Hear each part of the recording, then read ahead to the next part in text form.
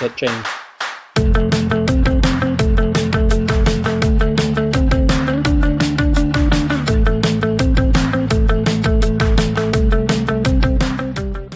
Happy Third Thursday, everybody. And now let's talk automation.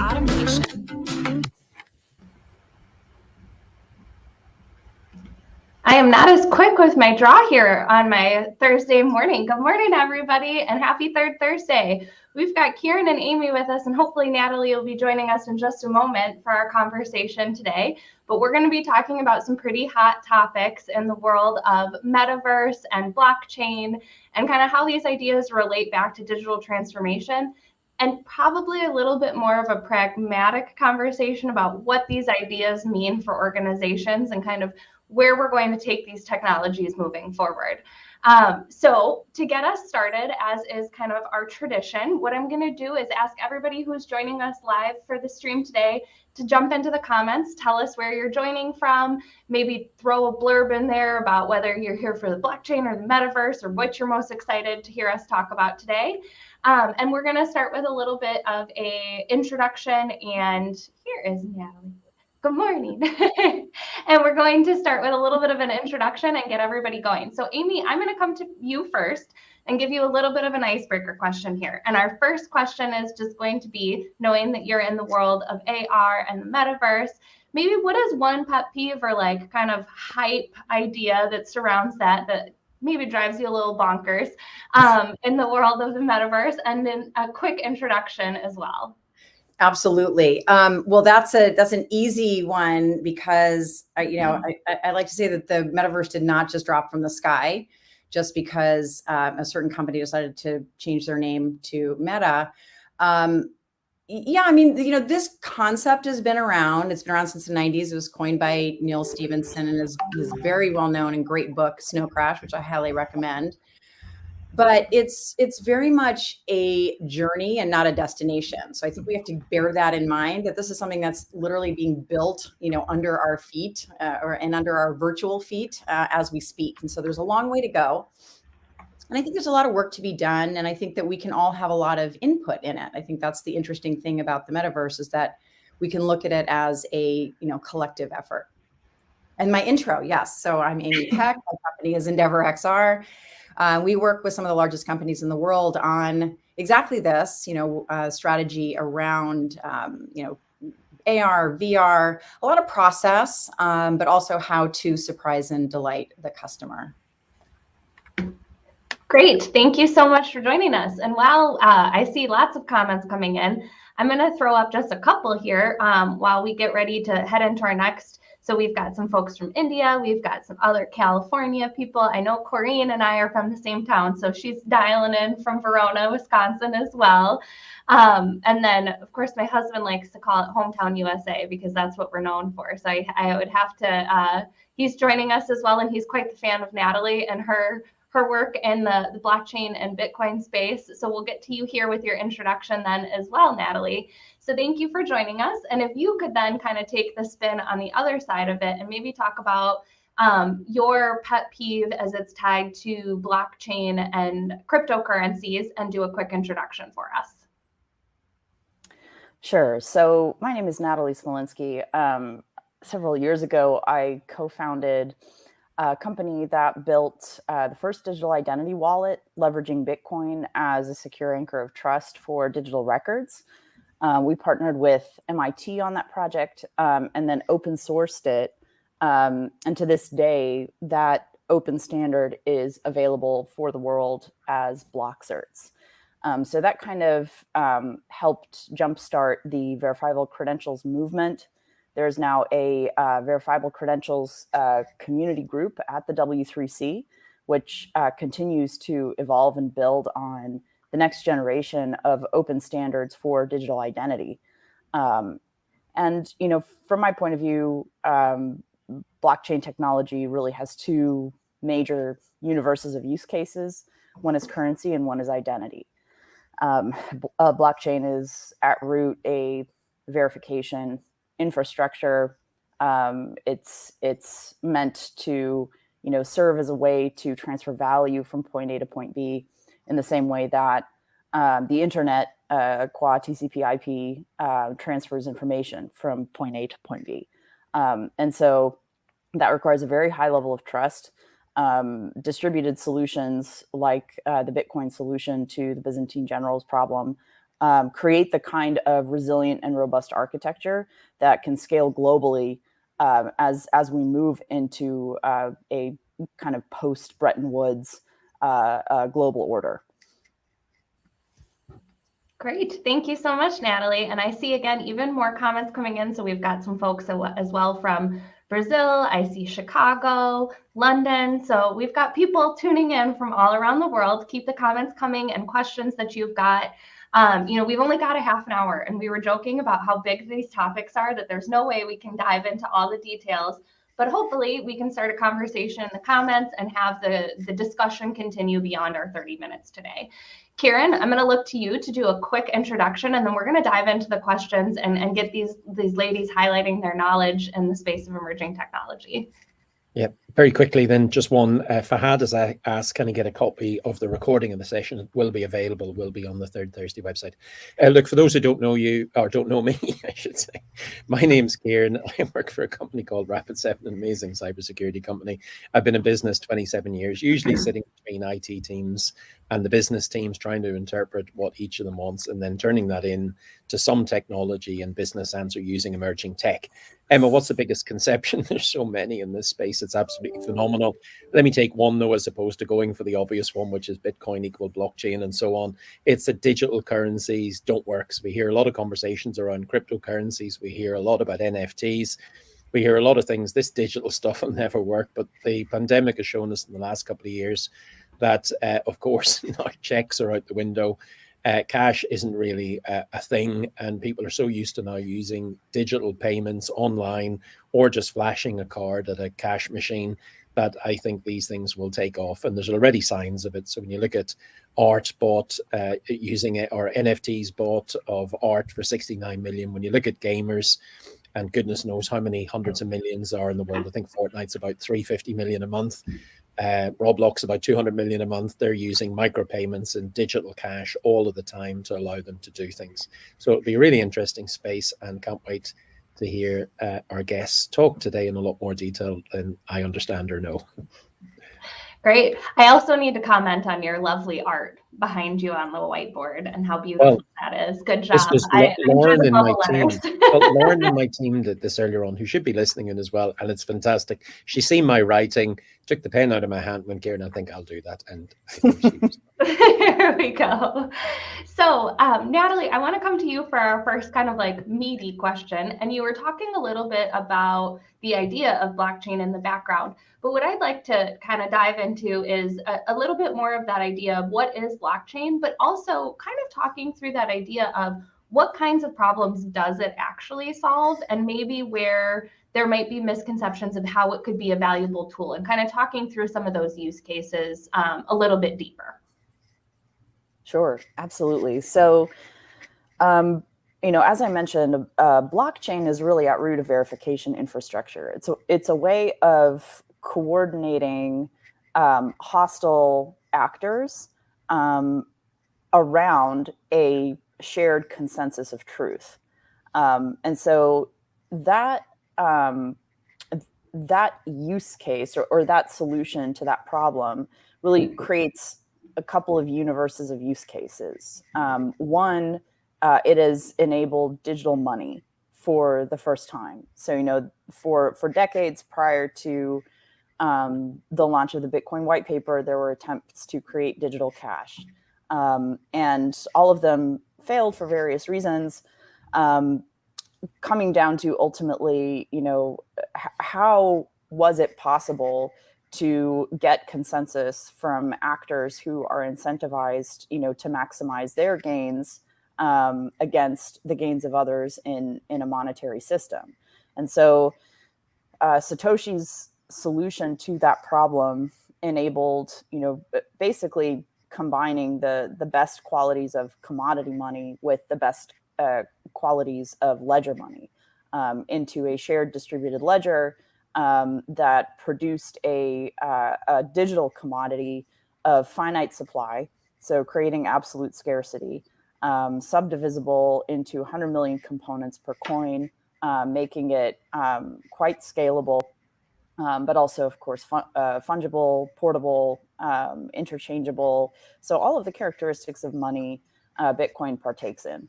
But in addition to being a money, it is also a monetary network. And so Bitcoin, the protocol, can be used to transfer value, whether denominated in the Bitcoin cryptocurrency or in some other currency, whether that is, a stable coin or Chaumian eCash, as we're seeing now with some of the work that Blockstream is doing, or others. So, really what is being disrupted, by the BTCLN protocol stack is the international network of clearance and payment settlements that is just replete with third party after third party, centralized single points of failure, custodial institutions that have not always earned the public trust, and so whether we're talking about the SWIFT network, or its various competitors, or clearing financial institutions, banks, like these are the intermediaries that, at least to a certain extent, will be disrupted by a superior payment network, monetary network. And so once we have a truly distributed, global, robust, resilient monetary network, you can build a lot on top of that. So in the same way that TCP IP gave birth to the World Wide Web, which created an explosion of value generation, in the software industry, and we truly started seeing software eat the world. It became the major, driver of U.S. GDP. We're at the beginning of a similar revolution right now, with the Internet of Value. It's too early to say with any great precision as to how this will differ from the Web 2.0 revolution, but we're about to find out. Thank you, Natalie. And I love how you're talking about kind of some of the underlying technology, because I think a lot of people, and most of the folks that are joining us today, are involved in the technology world and probably understand, or prior to this, understood parts of that idea. But I think with the amount of hype that's around it and the amount of conversation that's happening, and some of kind of the almost like gambling-esque mentality behind some of the other cryptocurrencies and stuff like that, I feel like sometimes we lose sight of like the true technology that's behind it and what it's setting up the world for moving forward. So Amy, I want to come to you now. And again, we're going to kind of be going back and forth between these ideas as they are all related, but honing in a little bit more on metaverse. And as we talked about, maybe talking through what are some of the things that we see that are hype, what is reality, and how do organizations start to get their mind wrapped around the idea that is the metaverse?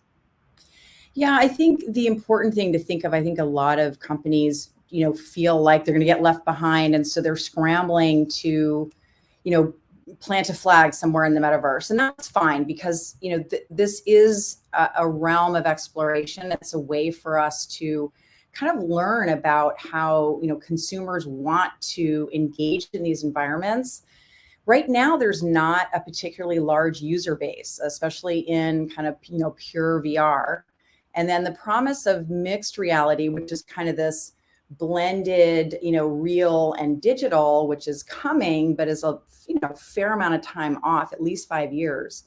We just need to I think we need to take a step back and look at, what do we want out of this technology? And so this notion of building, I think Wired magazine, it was a fantastic article called Mirror World a few years ago.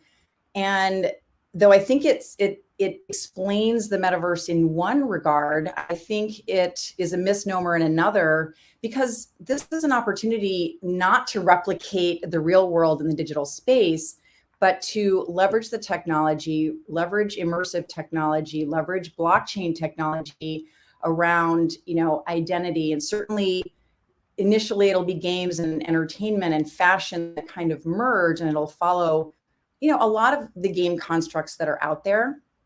But beyond that, there's incredible utility to be able to combine physical and digital. And, I use the analogy, we always talk about, you need to skate to where the puck is going. This is a unique opportunity where we get to place the puck where we want it to be. And so let's have a value first approach in the metaverse, not just this kind of abject, let's steam in and let's sort of build what we already have. Great, thank you. And I like the idea of the mindset of skating to where the puck is, but being thoughtful about how you provide value while you do that at the same time. So Kieran, I want to come to you. And, obviously on the third Thursday, we talk about emerging technology, but our overarching theme is typically digital transformation and how this relates to what organizations are doing day in and day out to change the way that they work. So what I want you to kind of help bridge for us before we get back to our guests and talking through kind of the next layer deep that we can get to in our half an hour is how do these ideas of the metaverse and cryptocurrencies and blockchain relate to the ideas of digital transformation within an organization and kind of some of the other technologies that we talk about in our conversations on a regular basis? Yeah, great question. Probably a big answer in that one, Emma. But let me go back a little bit to some of us who remember it. You'll remember what we currently have, which we call Web 2.0. With all these new technologies, whatever you term that, I think one of the more recent terms is Web 3.0. When Web 2.0 really started out in the year 2000, thereabouts, everybody assumed it would transform the world. And you've seen a pile of cash going into that and a ton of investment. And you had the dot-com bubble where everything sort of died. But what really happened after that, after the hype had died down, you see this with all emerging techs, they come in, there's hyped. To Amy's point, like instead of coming in with a strategy and not necessarily trying to do what you're currently doing just in a more digital way, it's coming in understanding the mission and the goal and how these technologies can actually be applied to a business problem or to move in a strategic direction, as opposed to here's the technology, now let's wave it at everything we possibly can. I think RPA was guilty of that a couple of years ago, and possibly AI. But once businesses had actually learned how to leverage and use these technologies, there was no looking back. So some of our listeners or viewers may not remember the time when to book a holiday, you went in and actually met someone called a travel agent. Now you don't do that. Look at Uber, look at how you book hotels with Airbnb. So the world has dramatically changed, and there's very little we don't do digitally. And of course, COVID, horrendous thing that it was, actually caused a tipping point where if businesses weren't digital, then they're in trouble. That's my phrase I call, and it's not my phrase as such, but I use the term digital Darwinism. You're likely to disappear unless you're in a digital world or have a digital business. Now we're in this Web 3.0 where you're talking about, cryptocurrencies, where you're talking about blockchain, where you're talking about artificial reality and virtual reality. And we consume, we play, we live, and there's some amazing examples of that in this new world. Potentially businesses have got a real struggle at the moment, because I think they struggle at the best of times to understand, well, where do I put my money? Do I put it in blockchain? Do I put it in Bitcoin? Do I build a virtual shopping center? There's almost too much technology, and us as our job needs to be to highlight what these things are. And to go to Amy's point is, what's your strategy before you start to invest dollars? But you kind of have to jump in a little bit. The question then becomes, do I jump in early and then get an advantage? And my recommendation just currently is, look, just dip your toe to try and understand, do as much research as you can and come with a business problem, or do I actually wait till these technologies either form or disappear? And anyone who's familiar with the Gartner hype cycle will see some technologies on the hype cycle just disappear. These, I don't think they will. Blockchain, Bitcoin, I think governments, businesses, whatever else, this now from a centralized to peer-to-peer decentralized thing will actually grow. It will actually increase. I think Bitcoin and blockchain are amazing. I think the security behind them, their ability to transact, the way that they can drive efficiency is amazing. I think if we do build a better world using, artificial reality, virtual reality, if we do build a different social world, all the better. And you can start to see investment now. So Seoul is, the government is trying to create Seoul Metaverse by 2030. They're putting about 3.3 billion into it. And if you look at the trends in society that are happening, I mentioned earlier on gamers. we've 600, 900, maybe a billion people learning to transact in a digital world, learning to operate, live and play in that. And already you're starting seeing brands like Nike and Gucci and all artists like Ariana Grande and whoever else all organizing events. So these things I think are coming. I think organizations need to be aware of them. I think they need to be dipping their toe in, but with a real strategy and a real objective. Because I know we mentioned earlier on the company that shall not be mentioned called Meta. When someone that size is putting a bet of billions and billions and billions, you can guarantee there'll be something to this. I think now is maybe a little bit early in terms of we're not living in the metaverse as such. I think when you look at AR and VR, it's quite immature in many regards. I think there's a lot to learn about Bitcoin and blockchain and NFTs and everything else. But I think companies definitely need to be aware. They definitely need to start thinking about these things and definitely have a strategy around how they're going to operate their business in Web 3.0 world, because there's a lot going to be impacted. Great. Thank you, Kieran. I think that's a great bridge. And now I want to come back to you, Natalie, and pick on a little bit of what you were talking about as kind of Bitcoin as this base layer and how that potentially is going to feed into technology moving forward and the approach to kind of using blockchain in the world in general. And, we had another question that I think is kind of tied to this that came in through the chat, but that's the idea of how can we achieve and how can companies participate and show how they're using the idea of a decentralized network and architecture to support technology moving forward. So I'll stop and let you head in. Yeah, sure. I mean, so that question is a little like asking, how can companies use a decentralized network like the internet to create value? I mean, in the early days of the World Wide Web, you had everyone trying to create and sometimes monetize their own intranets. Eventually, commerce largely shifted toward the public internet. Why? Because when you take a standards-based approach, the shared infrastructure creates easy interoperability. And so we see this in the metaverse as well. If you have 20, 50, 100 separate metaverse platforms, each with their own coin, each with their own consensus protocols, each with their own mechanisms for transferring value, you're just not going to generate a lot of value because everything is just replicating the centralized paradigm of vendor lock-in that we're currently seeing, at the Web 2.0 layer. And so the point of moving to a shared base currency like Bitcoin is not, everybody has to use Bitcoin.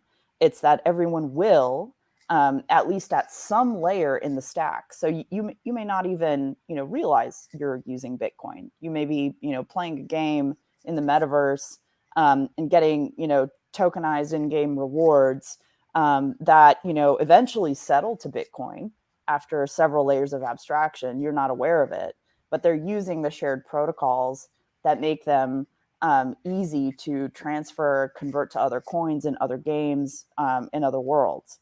And so the internet, like the metaverse, is a way of talking about facilitating connection, making things 10 times better, faster, and cheaper.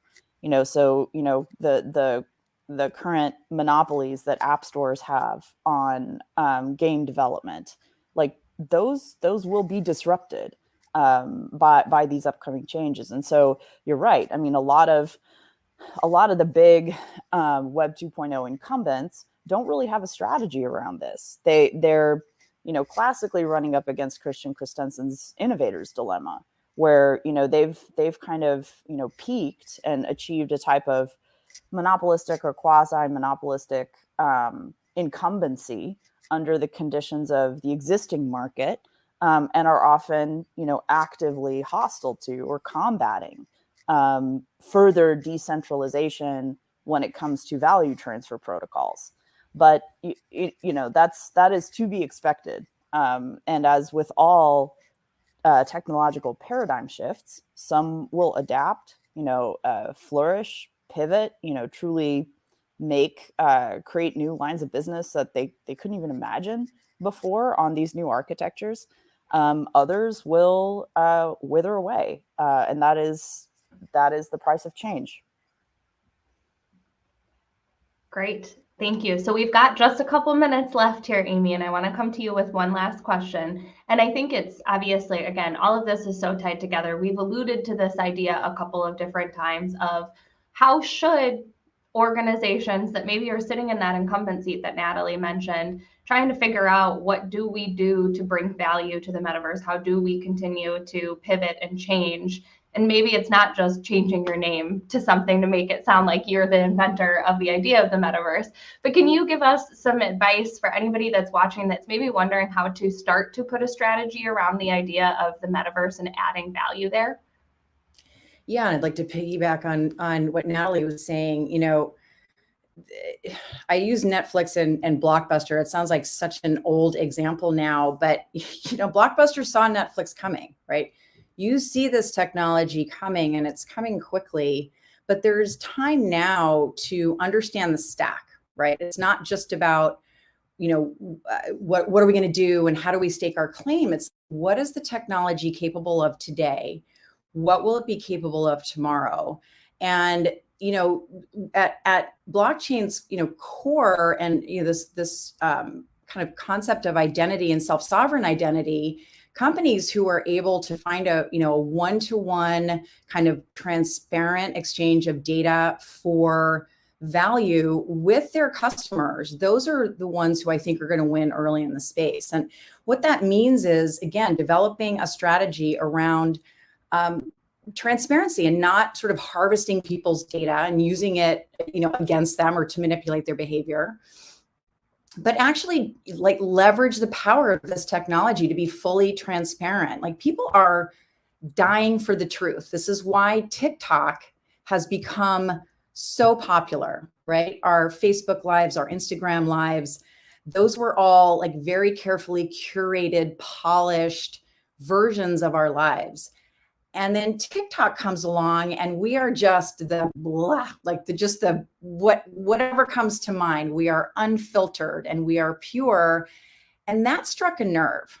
And so there's a reason why that this notion of transparency is so important. And so anyone looking at strategy, it's like, again, how do you have transparency? How do you add value? And then, you know, how do you know, ESG and D&I, that's not a marketing strategy anymore. These are things you have to do, right? No more greenwashing. Let's be realistic about, you know, how we leverage technology, how we move forward, how we do, you know, to use the Silicon Valley term, make the world a better place. And it starts with transparency and value. And you know, I can't stress that enough. You know, you really do have to be smart about strategy moving forward. I did it. I thought I made it through without leaving myself on mute. And then I did it right here in the last moment. We're at the end of our half an hour. And as we always hear, it goes quickly. And again, we just barely scraped the surface on these ideas. So I want to encourage anybody who isn't already, and if you haven't made the move, make sure you make your way over to both Natalie and Amy's LinkedIns.